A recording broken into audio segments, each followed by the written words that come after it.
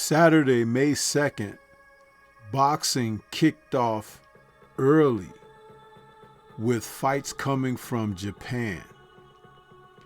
And we had an opportunity to see one of the biggest fights that money can buy with the little guys. And that was the undisputed Super Bantamweight title that was on the line when Inoue took on Junto Nakatani. This was a highly anticipated fight where two of Japan's finest were finally coming together to see who was best, with one weight class separating them, and Inoue being the so-called monster.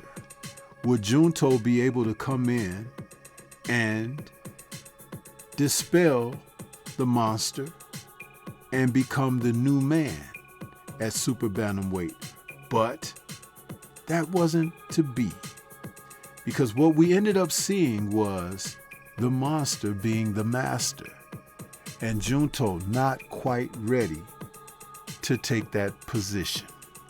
Let's talk about this fight, what transpired, and the fact that Inoue may be open for a rematch.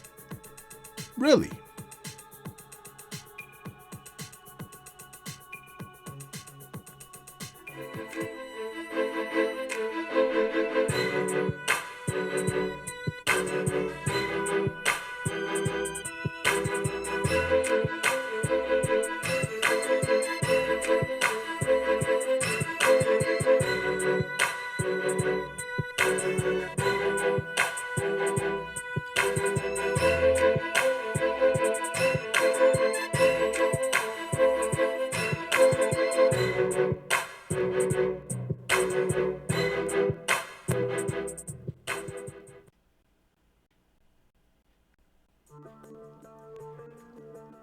When Monster Inoue took to the ring on Saturday against Junto Nakatani, he brought something with him that I wondered if Nakatani was going to be prepared for.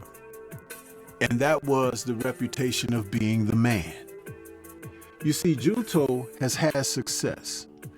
And when this fight was announced, people were like, oh, maybe Monster will really get a test now, because here's another Japanese fighter that is not only coming in with a similar record of 32 wins and no losses, 24 KOs, but he's the younger guy at 28, a southpaw, taller guy at 5'8", and was ready to move up from the Bantamweight division and become the new man at Super Bantam.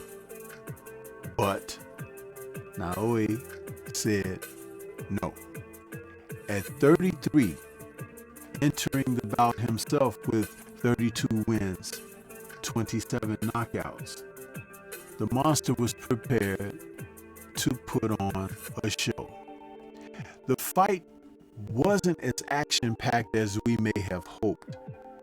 But what did transpire was Inoue took the lead in the battle. Not only did he pursue Nakatani, he was diving in with shots, he was using angles, he was trying to find his way in the bout to score, knowing that Junto is usually good at negotiating distance with his ranginess. Inoue was diving in with shots to the body, shots to the head, coming over the top of Junto's jab and lead hand, and overall looking to get in and out, not languish on the inside or do much inside fighting. Junto never adjusted. I remember as I watched the fight, I had listened to someone say that he resembled a praying mantis with the way that he stood in there and he offered up the ranginess of his arms and his spread legs. But this was something that I noticed also Junto never went after Monster. He never really tried to say, I'm here to take it from you. And that was the difference between these two in battle. You see, it's never going to be easy, but you do have to sacrifice somewhat to get in a position to secure victory. I never felt that Junto did that in this fight. Now, if he has it in him, his coaches did not remind him that that was what needed to transpire.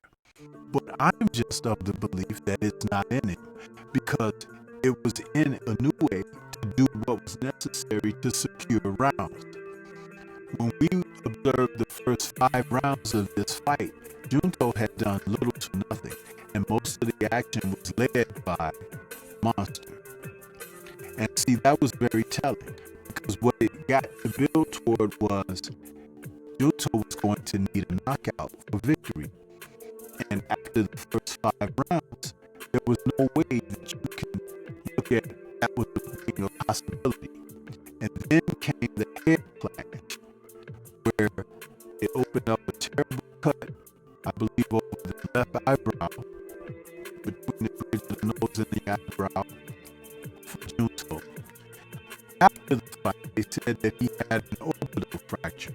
I'm not sure if that came from the head clash. It could have come from the punches of Inoue, because we know that they wrap their hands over there in Japan. So not only is he a good puncher, but he's a fierce puncher the way that he do the hand wraps over there. So Junto was fighting an uphill battle even before the bell rang for the first round.